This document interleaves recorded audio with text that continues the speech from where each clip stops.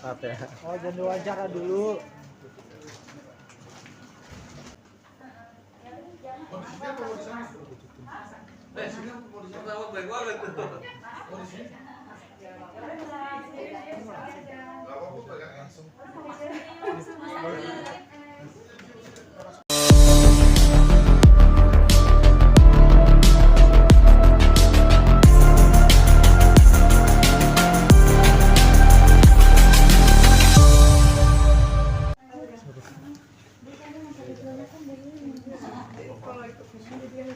Foto dulu boleh? Kakaknya mana? Jaka mana Jaka? Ya. Di sini apa depan deh? Sini aja deh. Ya. Sini nggak apa-apa dia naik. Ya. Oke. Ya baik, terima kasih ya teman-teman, bahwa sesuai janji saya waktu saya berkunjung ke tempat Saka di Cirebon, saya ingin mencarikan peluang pekerjaan buat Saka. Alhamdulillah ada satu perusahaan dus-dusan yang dapat bisa menerima Saka. Ya inilah kan direkturnya dus-dusan, kan Ibu Diana, kan saya perkenalkan dulu dengan Saka. Ibu Diana, kan Saka ini ya. Ini kakaknya. Ini kakaknya, Jaka juga mau bekerja di sini. Ini kakak pertamanya. Ini HRD-nya ya. Ya. Oke, Saka, gimana nih kamu hari ini mulai bekerja di PT ini? Mau tes dulu, mau tes. Oh, mau tes dulu. Mau tes dulu karena Saka masih wajib lapor ya. Masih wajib lapor sampai 2 bulan ke depan. Ayo Saka. Magang dulu Bang. Ya. Oke, perkenalan untuk kerjanya apa atau ngelamar atau gimana? Ya, kebetulan Pak Krisna adalah pengacara di perusahaan kami, dan kemarin ada diskusi bahwa sekiranya bisa diberikan ada kesempatan. Jadi karena dus-dusan ini adalah visi misinya adalah memberikan peluang usaha untuk kepada masyarakat, terutama masyarakat kecil. Jadi kita mau coba untuk Saka bisa untuk berkarya di sini seperti itu. Untuk selanjutnya nanti mungkin Bu Diana sebagai HRD yang akan lebih banyak berhubungan dengan detailsnya ya, seperti itu. Nanti posisi apa sih yang ditawarkan oleh Saka nanti di PT ini gitu? PT Dus-dusan ini? Di sini posisinya mungkin posisi GA ya. Di sini GA itu dia membantu untuk bikin konten di dus-dusan.com, karena kita kan sering bikin konten ya, itu akan membantu para reseller untuk posting produknya dus-dusan.com. Oke. Mungkin Saka sendiri tanggapannya gimana? Saka dapat tawaran kerja nih di PT Dus-dusan. Gimana nih perasaan dari Saka sendiri nih? Alhamdulillah, terima kasih banget buat Bang Farhan, Bang Krisna sama yang lainnya PT Dus-dusan mau masukin adik saya buat bekerja di PT Dus-dusan. Berarti mulai bekerjanya setelah 2 bulan wajib lapor selesai atau bagaimana? Ya. Iya. Saka masih Masih wajib lapor. Oke. Lebih detail. Sekarang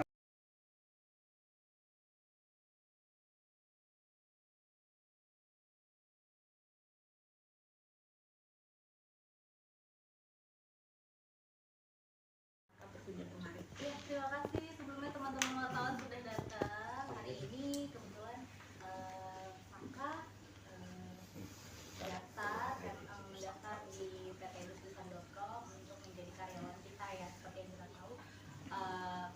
Saka bagaimana ceritanya di luar kasus itu, Dus-dusan.com dengan visi misinya mewadahi ibu rumah tangga dan siapapun yang ingin mendapat penghasilan dari mana aja dan kapan aja. Begitu juga dengan Saka yang membuat kita PT Dus-dusan.com tergerak hatinya untuk memberi kesempatan Saka supaya bisa menafkahi keluarga dan juga dirinya gitu. Jadi hari ini Saka menjalani tes dulu sesuai prosedur bagaimana sih kalau jadi karyawan di Dus-dusan.com gitu. Tadi sudah tes psikotes, udah interview juga.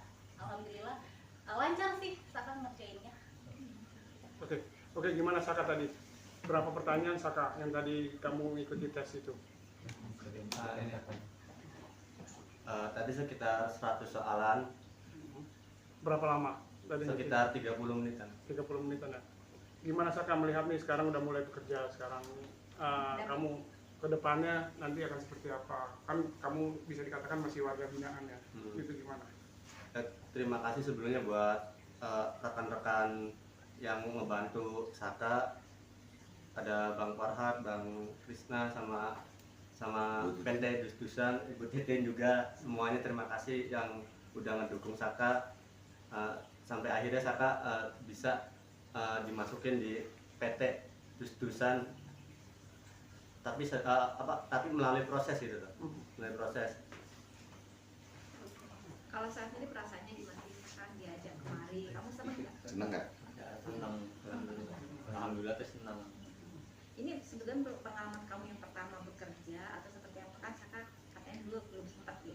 Ya dulu kan waktu itu umur 15 tahun masih sekolah, belum pernah ngerasain kerja. Waktu ketangkap tuh kasus berapa waktu itu? Umur adik saya tuh sekitar 15-16. Ya. Jadi gini Mbak, kenapa misalnya Saka sulit mencari pekerjaan? Karena setelah keluar dari penjara gitu, ya kan tahun 2020 bulan April, tetapi Saka tuh nggak bisa diterima kerja di Cirebon karena apa? Cap dia terpidana pembunuhan itu yang bikin dia berat. Walaupun hanya jadi kuli bangunan itu orang pada takut, padahal seperti yang saya sampaikan sebelumnya ada beberapa hal yang harusnya memang tidak terjadi pada diri Saka. Sekarang sedang diperjuangkan melalui PK oleh Bapak Krisnamurti. Itu pun tidak hanya masalah PK yang sedang kita godok untuk memulihkan nama baik Saka, tetapi Bang Krisnamurti juga memberikan kesempatan seluas-luasnya Saka agar bisa bekerja dan diterima di tempat pekerjaan yang lebih layak daripada sekedar kuli bangunan. Untuk dari kuli bangunan aja dia susah Mbak, karena itu kalau tidak di bawah saudaranya dia nggak bisa.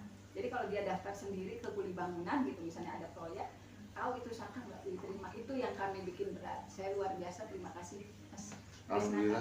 Nih kakaknya tertarik juga nih, gabung ke Dus-Dusan. Menarik ya. Tadi lihat di dalam gimana tadi? Tadi menarik banget Bang. Gimana Teh? Masuk wow gitu ya. Sampai saya itu orang awam ya. Yeah. Saya tuh sama sekali namanya bagian HP tidak sama sekali. Sudah sibuk sama anak. Sama sekali saya orang yang tidak tertarik dengan dunia maya. Tidak sama sekali. Cocok bisa jadi reseller businessan Mbak. Pas ngeliat barang-barang apa tuh? Wah di barang. Wah, ini aku suka nih. Ibu-ibu suka. Wah, lucu-lucu gitu. Tapi sebagai keluarga perwakilan dari keluarga gimana nih Saka hari ini?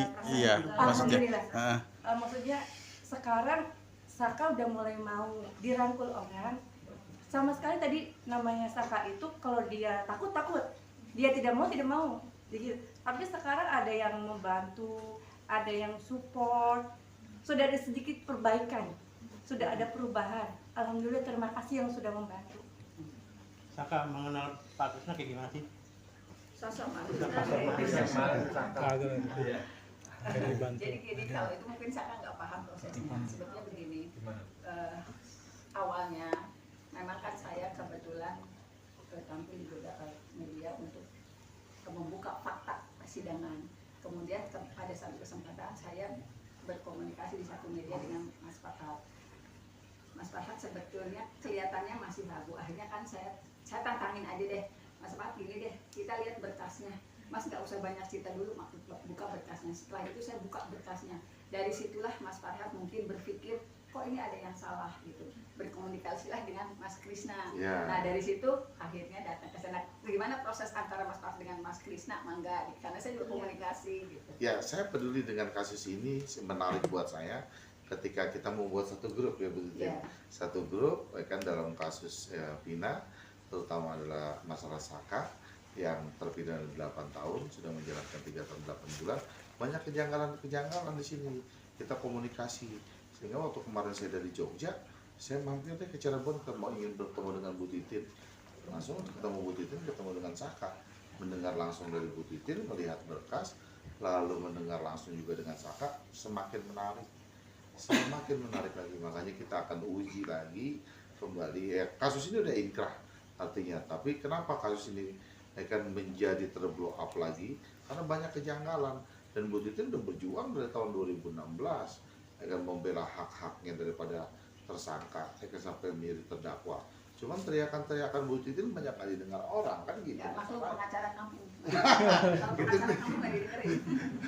Kan teriakan bukan baru. Jadi kan bahwa Bu Titin udah memperjuangkannya dari 2016. Jadi melihat daripada kejanggalan-kejanggalan itu, sehingga kita rangkum dari mulai penyidikan, dari mulai penuntutan, dari mulai putusan.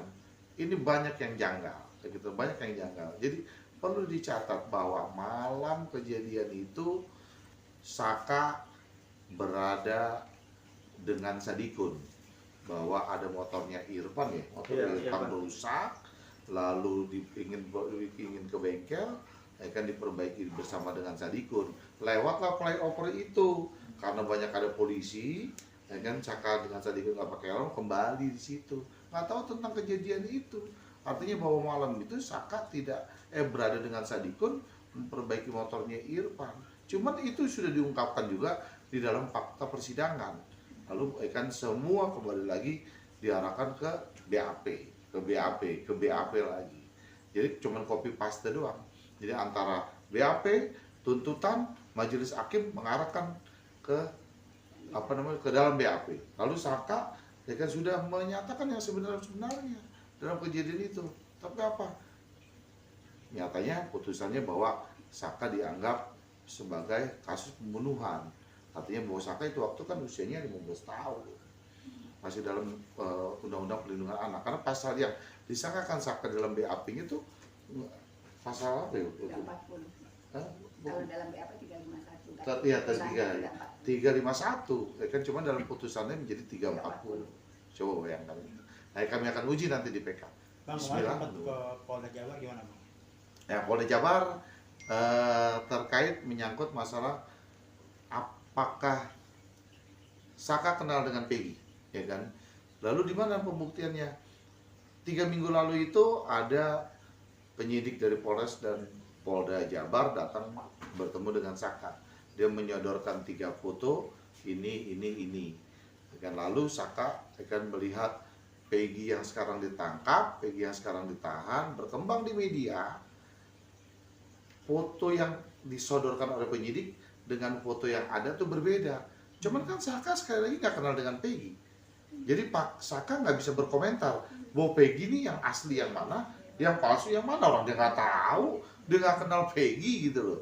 Cuman memang di dalam keterangannya putusan itu, kan Saka mengenal Peggy. Jadi penyidik mengambilnya dari situ. Karena kan sudah diterangkan bahwa itu waktu Saka sudah bantah kan terhadap BAP itu yang sudah sebenarnya di pengadilan. Ya itulah keadaannya. Cuman kan tetap aja jatuhnya kepada 340 putusan. Ada tahap apa lagi sih Bang? Kan sudah pemeriksaan saksi kemarin. Mungkin ada langkah apa yang mungkin dari Abang untuk Saka sendiri? Nggak ada langkah apa-apa. Artinya kan bahwa kalau nanti Peggy sampai P21 dia bebas, paling kan Saka akan diminta keterangan sebagai saksi di pengadilan terkait masalah keterangan BAP saksinya, kan itu doang palingan. Iya, nggak ada lagi. Kalau kita mengupayakan upaya PK-nya Saka, ya kan, dengan mengumpulkan para ahli pidana dan apa yang paling pas hukumnya untuk kita berangkatkan PK. Tapi optimis Bang, PK itu dapat diterima Bang. Harus optimis. Sekarang lebih optimis ya betul ya. Lebih optimis karena makin banyak lah. Dan ada beberapa kejutan lagi nanti yang Bu Titin akan tunjukin dengan bukti-bukti baru kita. Yang membuat kita Abang optimis dulu. itu apa Bang? Yang membuat optimis dapat PK itu dapat diterima gitu Bang artinya? Bukti-bukti barunya banyak perihal-perihalnya kan, banyak perihalnya. Kita bisa membuktikan bahwa Saka tidak berada di lokasi itu malam, ya kan, dengan apa dan sebagainya. Banyaklah bukti-bukti kita. Tapi nanti kita pasti akan tuangkan di Bang, artinya kan ini diduga salah tangkap dulu ya, gitu. Nah, apabila PK itu sudah diuji dan teruji dan ternyata benar, apakah akan ada langkah hukum untuk masalah salah tangkapnya?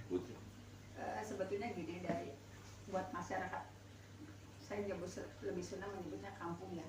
Saya juga sudah berkonsultasi dengan keluarganya. Buat mereka, penderitaan Saka yang saat itu yakin betul tidak terlibat dalam perkara ini juga penderitaan sudah luar biasa. Anak 15 tahun, kalau dari keterangan Saka, dia mendapatkan perlakuan yang luar biasa. Saya sampai gini, kalau waktu vonis aja saya sampai bahasa gini, ya Allah Saka, takdir kamu begini, saya sudah coba perjuangkan kamu.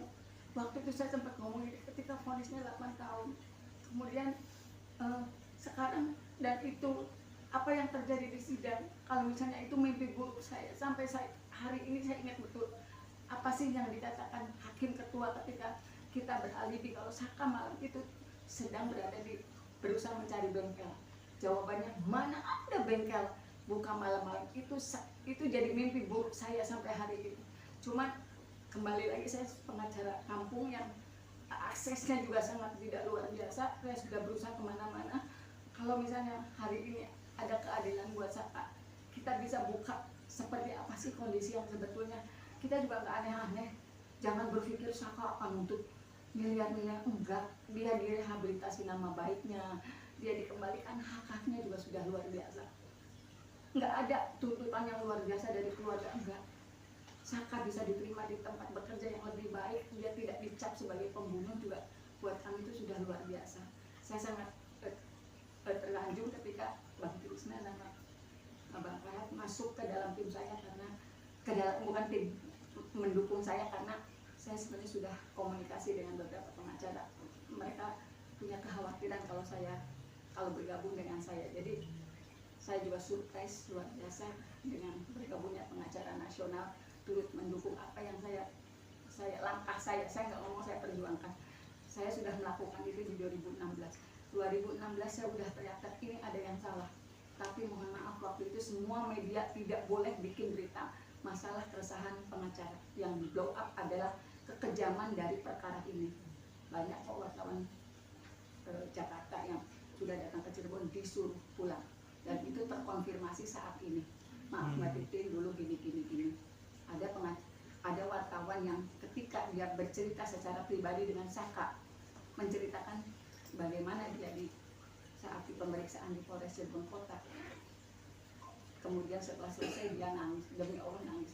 Mbak Titin, maaf dulu kami tidak mendukung Mbak Titin melalui pemberitaan. Maaf, dosa besar saya. Itu juga dikomunikasikan oleh salah satu wartawan di Cirebon sana. Saya paham betul berat buat saya pada tahun 2016-2017 untuk bisa membuktikan Saka tidak berada di tempat itu. Berat buat saya saat itu.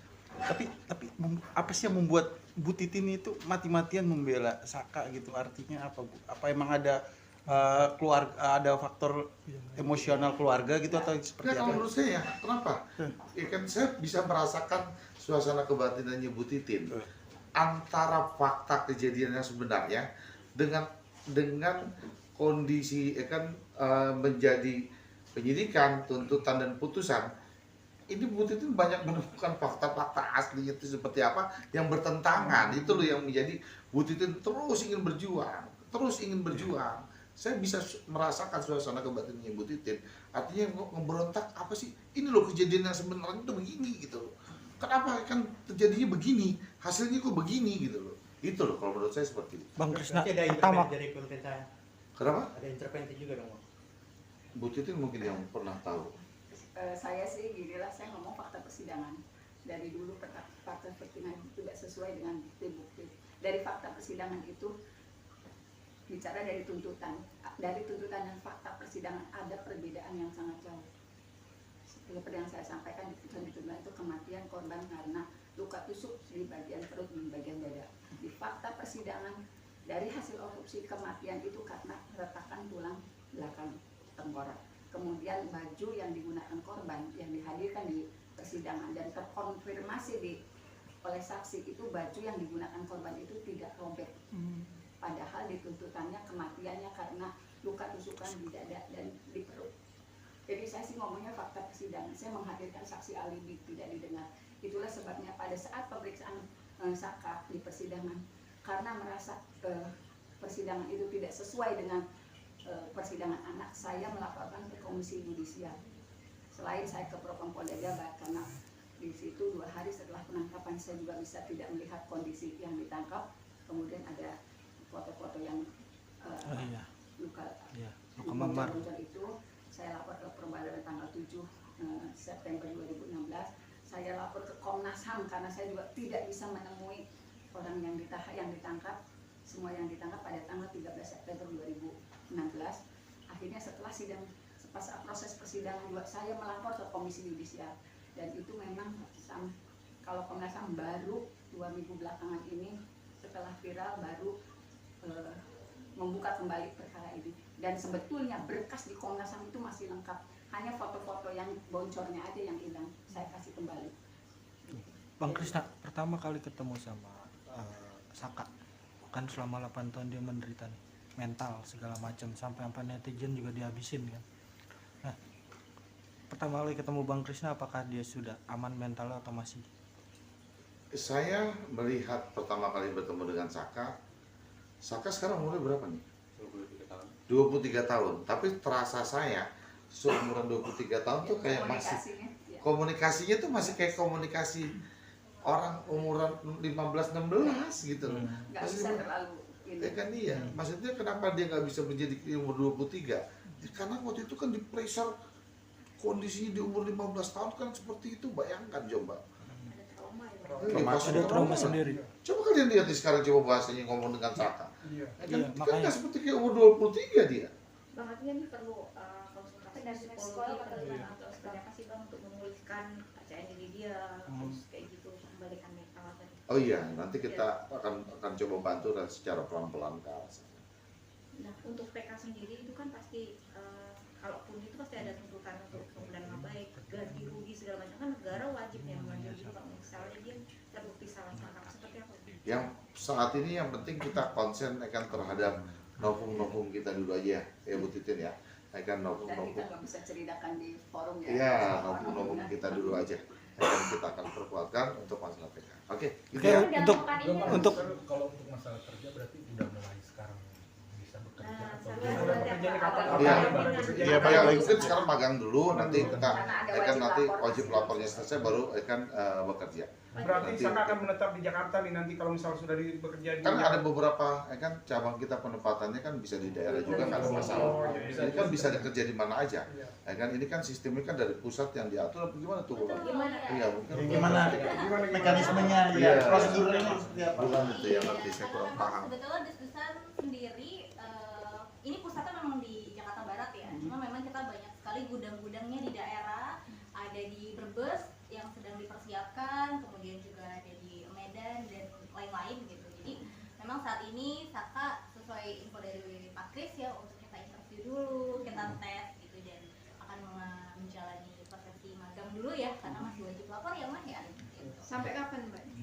Magangnya di sini. Masih 2 bulan kan wajib lapor. Masih wajib lapor dulu kan, gitu. Karena kalau misalnya magang masih fleksibel. Gitu. Dan terus kita juga masih membina dia supaya bisa berinteraksi dengan yang lain. Betul. Iya.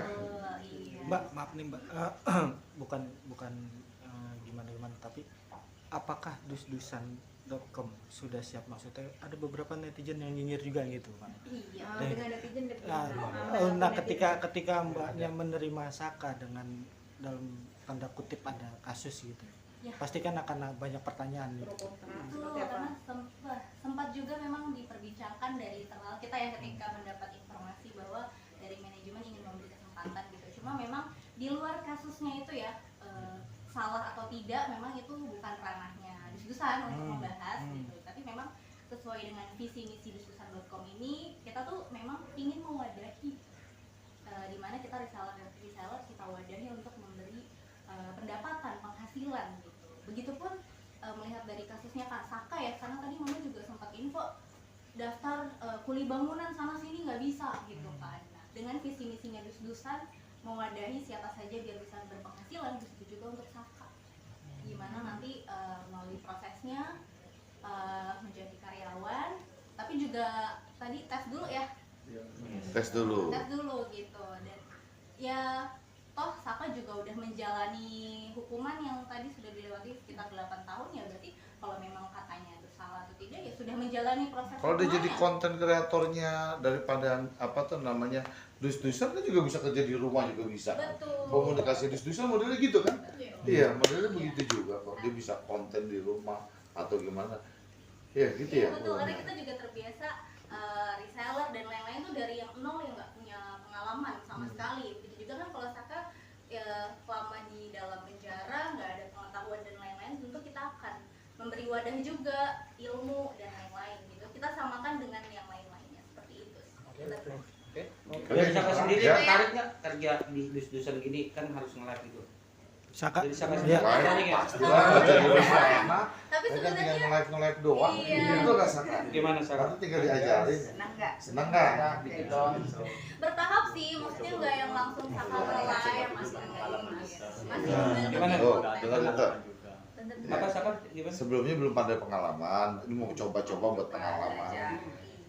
Berarti langsung live kok nanti.